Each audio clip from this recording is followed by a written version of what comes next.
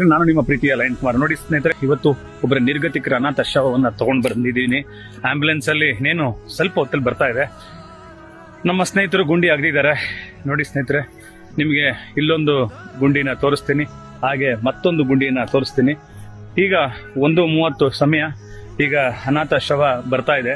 ಆದ್ರೆ ಹುಟ್ಟಿದ ಮೇಲೆ ಒಮ್ಮೆ ಸಾಯಲೇಬೇಕು. ಆದ್ರೆ ಸಾಯೋದ್ರೊಳಗೆ 4 ಜನನ ಸಂಪಾದನೆ ಮಾಡಿರ್ಬೇಕು, 4 ಜನಕ್ಕೆ ಸಹಾಯ ಮಾಡಿರ್ಬೇಕು, ನಿನ್ನನ್ನು ಹೊತ್ಕೊಬರೋಕೆ 4 ಜನ ಸ್ನೇಹಿತರಾಗಿರ್ಬೇಕು, ನಿನ್ನ ಹೆಂಡತಿ ಮಕ್ಕಳು ಸಂಬಂಧಿಕರ ಮುಂದೆ ನಿಯತ್ತಾಗಿರ್ಬೇಕಾಯ್ತು. ನೋಡಿ, ಈಗ ಬರ್ತಿರೋ ವ್ಯಕ್ತಿ ಯಾವುದಕ್ಕೂ ಪ್ರಯೋಜನ ಇಲ್ಲ ರೀ, ಯಾವುದಕ್ಕೂ ಪ್ರಯೋಜನ ಇಲ್ಲ. ಅವ್ರ ಹಿನ್ನೆಲೆ ದೊಡ್ಡದಿರುತ್ತೆ.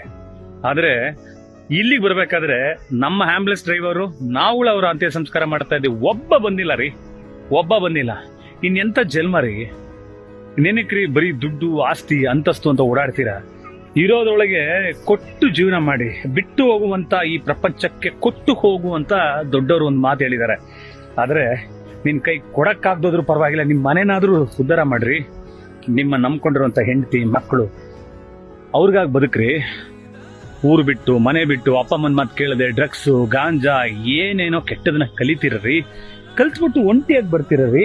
ಅದೇ ಒಂದು ಕಲಿಯೋದನ್ನ ಬಿಟ್ಟು ಎಲ್ಲರ ಜೊತೆ ಚೆನ್ನಾಗಿದ್ದು ಎಲ್ಲರ ಜೊತೆ ಸಂತೋಷವಾಗಿ ನೀನು ಸತ್ತಾಗ ಈ ರಸ್ತೆ ಖಾಲಿ ಬಿದ್ದಿದೆಯಲ್ಲ, ಈ ರಸ್ತೆ ಫುಲ್ ತುಂಬಿರ್ಬೇಕು. ನಿನ್ನ ಸಂಬಂಧಿಕರು, ನಿನ್ನ ಹೆಂಡತಿ ಮಕ್ಕಳು, ಅಣ್ಣ ತಮ್ಮಂದಿರು, ಅಪ್ಪ ಅಮ್ಮನು ಬಂದು ನಿಂತ್ಕೋಬೇಕು ನಿನ್ನ ಸಾವುಗೆ. ಅದು ನಿಜವಾದ ಶ್ರೇಷ್ಠವಾದ ಸಾವು. ನೀನೀಗ ಸತ್ತಿರೋದು ಪ್ರಯೋಜನ ಇಲ್ಲ. ನಿನ್ನ ಅಂತ್ಯ ಸಂಸ್ಕಾರ ನಮ್ಮಂತ ಸಮಾಜ ಸೇವೆ ಮಾಡುವಂತವ್ರು ಮಾಡ್ತಾ ಇದೀವಿ ಹೊರ್ತು ಇನ್ಯಾರು ಅಲ್ಲ. ಯಾಕೆ ಈ ಪ್ರಪಂಚ, ಯಾಕೆ ತಂದೆ ತಾಯಿಗಳು ಹೇಳುತ್ತಾರೆ ಕುಡಿಬೇಡ, ಅವನ ಜೊತೆ ಸೇರ್ಬೇಡ ಸೇರ್ಬೇಡ ಸೇರ್ಬೇಡ ಸೇರ್ಬೇಡ ಅಂತ 1000 ಸರಿ ಹೇಳಿದ್ರು ಹಾಳಾಗಿ ಹೋಗ್ತಿರಲ್ರಿ. ಅವನ ಜೊತೆ ಸೇರ್ಬೇಡ, ಹುಡುಗನ ಜೊತೆ ಹೋಗ್ಬೇಡ, ಹುಡುಗಿಯಿಂದ ಹೋಗ್ಬೇಡ, ಹಾಳಾಗ್ತೀಯ ಹಾಳಾಗ್ತೀಯ ಹಾಳಾಗ್ತೀಯ. ಕೊನೆಗೊಂದಿನ ಬಂದು ಈ ತರ ಗುಂಡಿಗೆ ಬಂದ್ ಸಾಯ್ತೀಯ, ಹೋಗ್ಬೇಡ ಹೋಗ್ಬೇಡ ಅಂತ ಬಡ್ಕೊಂಡ್ರು. ಅದೇನು ಹೊಟ್ಟೆಗೆ ಏನ್ ತಿಂತೀರೋ ಗೊತ್ತಿಲ್ಲ. ಕೆಟ್ಟವ್ರ ಸಹವಾಸ ಮಾಡ್ಬೇಡಿ ಕಣ್ರಿ, ಈ ತರ ಗುಂಡಿಗೆ ಬರಬೇಡಿ ಕಣ್ರಿ. ದಯವಿಟ್ಟು ಕೈ ಮುಗಿತೀನಿ. 50 ವರ್ಷ 40 ವರ್ಷ 30 ವರ್ಷ 20 ವರ್ಷದ ಒಳಗಡೆ ಇರೋರು ಬರ್ತಾ ಇದ್ದಾರೆ. ಯಾಕೆ ಅಂತಂದ್ರೆ ಕೆಟ್ಟವ್ರ ಸಹವಾಸ. ಕೆಟ್ಟದನ್ನ ಬಿಡ್ರಿ. ನಿಮ್ ತಂದೆ ತಾಯಿಗಳು ಕೆಟ್ಟದನ್ನ ಹೇಳ್ಕೊಡಲ್ಲ ಕಣ್ರಿ, ಅದನ್ನ ಹೇಳ್ಕೊಡೋದು ಸ್ನೇಹಿತರು ಕಣ್ರಿ. ನಿಮ್ಮ ದುಡ್ಡಿರೋ ತನಕ ನಿಮ್ಮ ಸ್ನೇಹಿತರ ಜೊತೆಲಿ ಇರ್ತಾರೆ. ಆ ದುಡ್ಡಿಲ್ಲ ಅಂದ್ರೆ ಸಂಬಂಧಿಕರೇ ಬಿಟ್ಟು ಹೋಗ್ತಾರೆ. ಅಂತವ್ರ ಜೊತೆ ಯಾಕ್ರಿ ಸೇರ್ತೀರಾ? ತಂದೆ ತಾಯಿಗಳು ಹೇಳೋದು ಒಂದು ಒಳ್ಳೇದಕ್ಕೆ. ಯಾವನು ಅದನ್ನ ಒಳ್ಳೇದಕ್ಕೆ ಅಂತಾನು ಅವನು ಬೆಳಿತಾನೆ. ತಂದೆ ತಾಯಿಗಳು ಮಕ್ಕಳಿಗೆ ಈಗ ಕಾಲದವ್ರಿಗೆ ವಿಲ್ಲನ್ ಆಗಿದ್ದಾರೆ, ಕೇಡಿಗಳಾಗಿದ್ದಾರೆ. ಯಾಕೆ ಗೊತ್ತಾ? ಒಳ್ಳೇದ್ ಹೇಳ್ತಾರಲ್ಲ. ಒಳ್ಳೇದ್ ಹೇಳಿದ್ರೆ ನಿಮ್ಗೆ ಆಗಲ್ಲ. ಬನ್ನಿ, ಈ ತರ ಸಾಯ್ರಿ, ಬನ್ನಿ. ಯಾವನು ಬರಲ್ಲ. ನಿಮ್ಮ ಶವಗಳನ್ನ ಹೊತ್ತಾಕಕ್ಕೆ ನಮ್ಮಂತವರೇ ಬರಬೇಕು. ನೋಡಿ, ನಾನು ಮಾತಾಡ್ತಾ ಇದ್ರೆ ಫುಲ್ ಹುಳಗಳು ನೊಣಗಳು ಎಲ್ಲ ಮುಖದ ಮೇಲೆ ಬೀಳ್ತಾ ಇದೆ. ಯಾವುದು? ನಿಮ್ಮ ದೇಹವನ್ನ ತಿನ್ನುವಂತ ನೊಣಗಳು, ಹುಳಗಳು. ಈಗ ಬರ್ತಾ ಇರುವ ದೇಹ 8 ದಿನದ್ದು ಅಂತ್ಯ ಸಂಸ್ಕಾರ ಮಾಡಕ್ ಬಂದಿದ್ದೀನಿ. ಆದ್ರೆ ಒಬ್ಬನೂ ಇಲ್ಲ, ಹೆಂಡತಿ ಇಲ್ಲ, ಮಕ್ಳಿಲ್ಲ, ಸಂಬಂಧಿಕರು ಇಲ್ಲ, ಯಾರು ಇಲ್ಲ. ಇಂಥ ಒಂದು ಜನ್ಮ ಬೇಕೇನ್ರಿ? ಆ ಸಾವುಗೊಂದು ಅರ್ಥ ಬಿಡ್ವೇನ್ರಿ? ದಯವಿಟ್ಟು ವಿದ್ಯಾರ್ಥಿಗಳೇ, ಸ್ನೇಹಿತರೆ, ಅಣ್ಣ ತಮ್ಮಂದಿರೇ, ಅಕ್ಕ ತಂಗಿರೇ, ಕೆಟ್ಟವ್ರ ಸವಸ ಬಿಡ್ರಿ. ಯಾರು ಒಳ್ಳೇದ್ ಹೇಳಿದ್ರೆ ಕೇಳ್ರಿ. ಇನ್ ಮುಂದಕ್ಕಾದ್ರೂ ಕೇಳ್ರಿ. ಈ ತರ ವಿಡಿಯೋಗಳನ್ನ ಹಾಕಿ ತೋರಿಸ್ತಾ ಇದೀನಿ. ಕನ್ನಡಿಗರೇ, ಕೆಟ್ಟವ್ರ ಸಹವಾಸ ಮಾಡಬೇಡಿ. ಇವತ್ತು ನಿಮ್ ಮನೆ ಬೀದಿಗೆ ಬಂದಿದೆ ಅಂದ್ರೆ ಯಾವನೋ ಒಬ್ಬ ಕಚ್ಚಡ ನನ್ನ ಮಗನಿಂದಾನೆ ಇವತ್ತು ಬೀದಿಗೆ ಬಂದಿದ್ದೀರಾ. ಯಾವನು ನಂಬ್ಕೊಂಡು ಮೋಸ ಹೋಗದೆ ಒಡವೆಗಳು ಕೊಡಬೇಡಿ ಕಣ್ರಿ. ಯಾರನ್ನು ನಂಬಿ ಹಣಗಳನ್ನ ಕೊಡಬೇಡಿ ಕಣ್ರಿ. ನಿಮ್ ದುಡ್ಡು ನಿಮ್ ಕೈಲಿ ಇರ್ಲಿ ಕಣ್ರಿ. ಯಾವನೊಬ್ಬ ಕಷ್ಟಕ್ಕೆ ಬಂದ್ರೆ 10-20 ಕೊಟ್ಬಿಟ್ಟು ಕಳಿಸ್ಬಿಡ್ರಿ. ಲಕ್ಷಾಂತರ ರೂಪಾಯಿ ಸ್ನೇಹಿತರು ಅವರು ಇವರು ಅಂತ ನಂಬಿಟ್ಟು ಅವ್ರಿಗೆ ಒಡವೆ ಕೊಡೋದು, ಆಸ್ತಿ ಕೊಡೋದು, ಅಂತಸ್ತಿನಾಗ ಏನೋ ಒಂದು ಕೊಟ್ಬಿಡ್ತೀರಾ. ಅವನು ವಾಪಸ್ ಕೊಡಲ್ಲ ರೀ. ಏನ್ ಮಾಡ್ಕತಿ ಅಂತ ಕೇಳ್ತಾನೆ.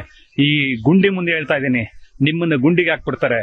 ಸ್ನೇಹದ ಒಂದು ಆಸೆಯನ್ನ ತೋರಿಸಿ, ಸ್ನೇಹದಲ್ಲಿ ಬಂದು ನಿಮ್ಗೇನೋ ಹೆಲ್ಪ್ ಮಾಡ್ತೀನಿ ಅಂತ ಬಂದು ಕೊನೆಗೆ ಚಟ್ಟ ಕಟ್ಟು ಬಿಡ್ತಾರೆ. ಜೋಪಾನವಾಗಿರಿ. ಸ್ಮಶಾನದಲ್ಲಿ ನಿಂತ್ಕೊಂಡು ಪ್ರಮಾಣ ಮಾಡಿ ಹೇಳ್ತಾ ಇದ್ದೀನಿ, ಸ್ನೇಹ ಅಂತ ಹೆಸರು ಕಟ್ಕೊಂಡು ನಿಮ್ ಜೀವನ ಬೀದಿಗೆ ಎಳೆದು ಬಿಡ್ತಾರೆ. ಎಲ್ಲೋ ಪುಣ್ಯಾತ್ಮರು 10% ಅವರು ತನ್ನ ಜೀವನ ಹಾಳು ಮಾಡ್ಕೊಂಡು ಸ್ನೇಹಿತರ ಜೀವನವನ್ನ ಸೂಪರ್ ಆಗಿ ಹೈಲೈಟ್ ಮಾಡಿ ಹೊರಟೋಗ್ತಾರೆ. ಅಂತವ್ರು ಕಮ್ಮಿ ಕಣ್ರಿ. ಅಂತವ್ರು ನಮ್ಮ ಬಗ್ಗೆ ಹೇಳ್ತಾ ಇಲ್ಲ. ಕೆಟ್ಟದು ಮಾಡಿ ತಂದೆ ತಾಯಿಗಳ ಮಧ್ಯದಲ್ಲಿ ತನ್ನ ಮಗನನ್ನ ಹಾಳು ಮಾಡಿ, ತನ್ನ ಮಗಳನ್ನ ಹಾಳು ಮಾಡಿ, ತಂದೆ ತಾಯಿಗಳಿಂದ ಕಿತ್ತಾಕ್ಸಿ ಕೊನೆಗೆ ಎಲ್ಲೋ ಒಂದು 2-3 ವರ್ಷ ಭಿಕ್ಷೆ ಬಿಡುತ್ತಾರೆ. ಬಿಟ್ಟು ಕೊನೆಗೆ ಅವನ್ನ ಸಾಯಿಸೇ ಬಿಡ್ತಾರೆ. ಯಾವ ತರ ಸಾಯಿಸ್ತಾರೆ? ಕೆಟ್ಟದನ್ನ ಕಲ್ಸಿ ಸಾಯಿಸ್ಬಿಡ್ತಾರೆ. ಅವನು ಬದುಕೋಬಿಡ್ತಾನೆ, ಅವಳು ಬದುಕೋಬಿಡ್ತಾಳೆ. ನಂಬಿ ಮೋಸ ಹೋಗೋದು ಯಾರು ಗೊತ್ತಾ? ನಮ್ಮಂತ ಕನ್ನಡಿಗರು ಅಮಾಯಕರೇ ಮೋಸ ಹೋಗುತ್ತೆ. ದಯವಿಟ್ಟು ವಿಡಿಯೋನ ನೋಡೋರು ಶೇರ್ ಮಾಡಿ, ನಿಮ್ ಮಕ್ಳಿಗೆ ಶೇರ್ ಮಾಡಿ. ಕೆಟ್ಟವ್ರ ಸಹವಾಸ ಮಾಡ್ತಾ ಇದ್ರಿ ಬಿಟ್ಬಿಡ್ಲಿ. ಈ ತುಟಿ ಕೊಟ್ಟಿರೋದು ಮಾತಾಡಕ್ಕೆ ಕಣ್ರಿ. ಸಿಗರೇಟ್ ಇದು ಹಾಳಾಗೋದಕ್ಕಲ್ಲ. ಅರ್ಥ ಆಯ್ತಾ? ಹಾಳಾಗೋದಕ್ಕಲ್ಲ. ದಯವಿಟ್ಟು ಎಣ್ಣೆ ಹೊಡಿಬೇಡಿ ಕಣ್ರಿ. ಕಿಡ್ನಿ ಲಿವರು ಎಲ್ಲ ಹಾಳಾಗತ್ರಿ. ಚೆನ್ನಾಗಿದ್ದವನಿಗೆ ಹಾರ್ಟ್ ಅಟ್ಯಾಕ್ ಆಗತ್ರಿ. ಕುಡಿದು ಹಾರ್ಟ್ ಅಟ್ಯಾಕ್ ಆಗಿ ಬೇಗ ಬರ್ಬೇಡಿ ಕಣ್ರಿ. ಈ ಗುಂಡಿ ನೋಡಿ ಕಾಯ್ತಾ ಇದೆ, ಶವಕ್ಕಾಗಿ ಕಾಯ್ತಿರುವಂತ ಗುಂಡಿ. ದಯವಿಟ್ಟು ನೋಡಿ, ನನ್ನ ಮಾತನ್ನ ಎಷ್ಟೋ ಜನ ತೀರೋಗ್ಯವ್ರೆ, ಸ್ಮಶಾನದಲ್ಲಿ ನಿಂತ್ಕೊಂಡು ತುಂಬಾ ಜನ ಕೇಳ್ಕೊತಾ ಇದಾರೆ.